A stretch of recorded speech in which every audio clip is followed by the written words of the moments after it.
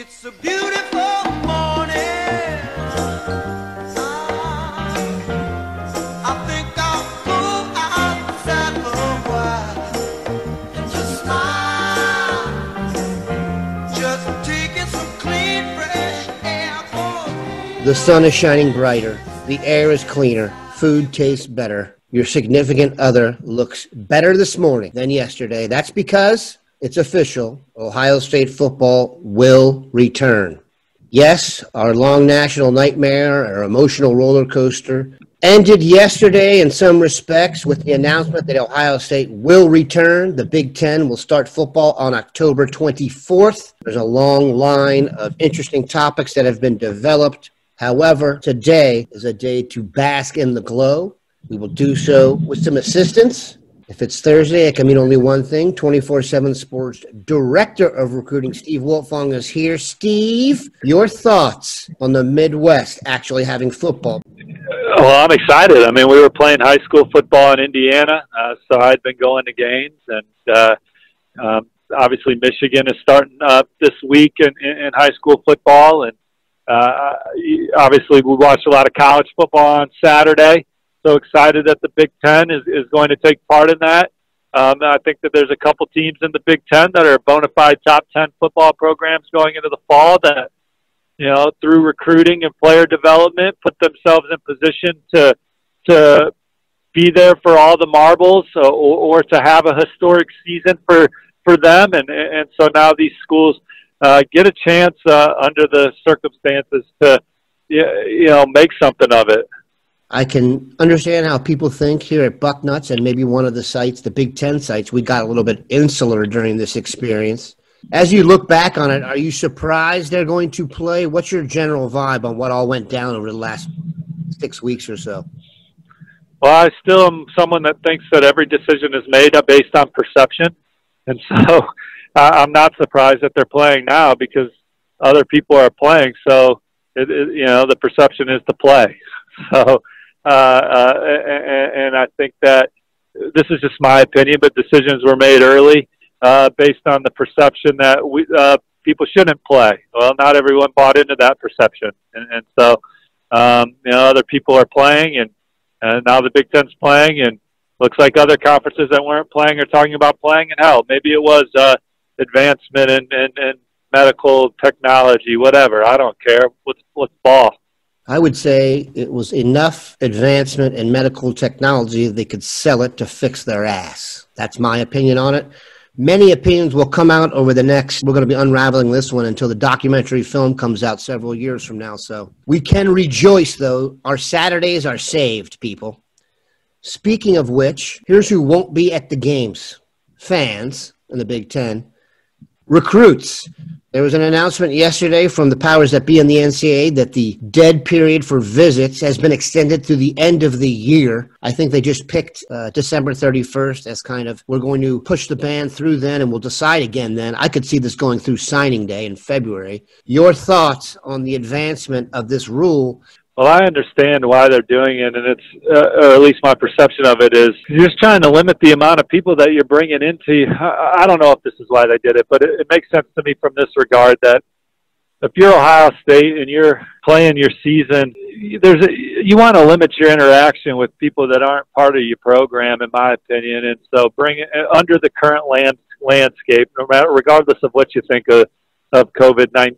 You think of testing numbers and if they're important or if they're serious or if they're not, or if they're serious for people of this age. But you don't want to bring people inside your facility that aren't already part of it, that, you know, may be asymptomatic carriers, I guess. And so, I don't know. This is such a loaded question for me, Daniel, but it makes sense for me not to bring in people that aren't part of your program for weekends and overnights with your players.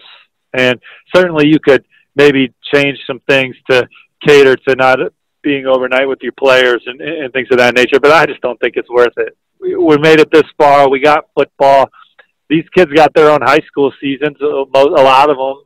I wish that they could take visits. It stinks for these young men that are trying to make decisions that are picking schools that maybe they haven't met any of the coaches in person yet of the school they're going to play for. But I understand under the current landscape why there's not going to be visits. We're going to take a quick break, come back, and get into some recruiting specifics.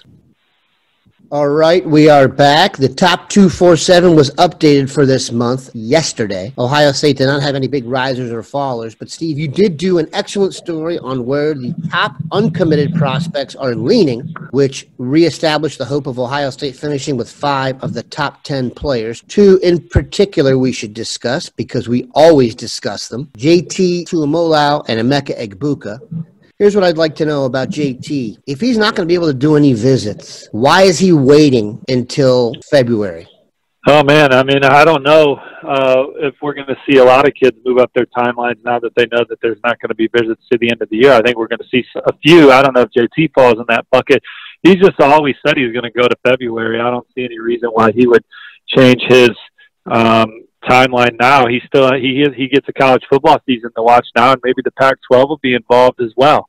And for JT, again, I think the biggest decision factor for him is NFL draft player development, and the reason why Ohio State's in such a great position is it's proven under Larry Johnson, Chase Young being the latest. Yeah, there's other programs like Oregon who's pushing their player development and saying, hey, this could be us with guys like you coming here, and we got Kayvon Thibodeau now, and so I think he's not a guy that's like immersed in his recruiting like some of these other young men. I think that he's still only like, I talked to Jack Sawyer. He's never talked to JT before. Like JT doesn't talk to a lot of people.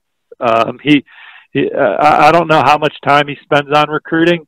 But he's got a lot of other stuff going on, multi-sport kid, and so I just don't think he's in any rush. But man, who knows? Maybe he'll be one of the kids that moves up his decision also.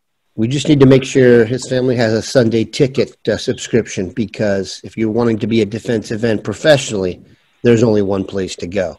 Let's talk about his area brethren. Emeka Egbuka could be the next Paris Campbell. Will it be at Ohio State? I mean, right now, I think Ohio State's the one to beat. He still is trying to take a visit to Oklahoma, even if that's an unofficial. I mean, I know he was hoping to take some officials, so he hasn't seen Norman. He's been to Ohio State twice. I like how it's setting up for Ohio State, but, they got some competition similar to JT. Some other guys there in the mix for Derek Davis, Taiwan Malone, Zen Mikulski. Is there anything we should know about any of those 3 recruitments right now? Well, I think it's in the developmental stages with Zen. I think there's some interest there. We'll see where it goes. He's committed to Louisville, and he lives close to Louisville. And that was the school that he kind of grew up rooting for. And then Derek, when I talked to his family, Ohio State's one of the schools always mentioned. LSU seems to be trending up there. Penn State's in there. Georgia. And so that's still a blue chip battle.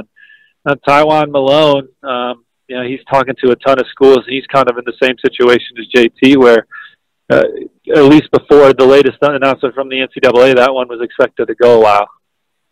We'll finish with this. When it's all said and done, who will have the #1 recruiting class? I still like where Ohio State stands for that, as long as they can finish off these 2 5-stars at the top. Good news aplenty, people. We're going to have football. We're going to have the #1 recruiting class. Let's enjoy being Buckeyes. We appreciate Steve for stopping by. Have a good one, Bucknutters. Take care, y'all. See you on the front row.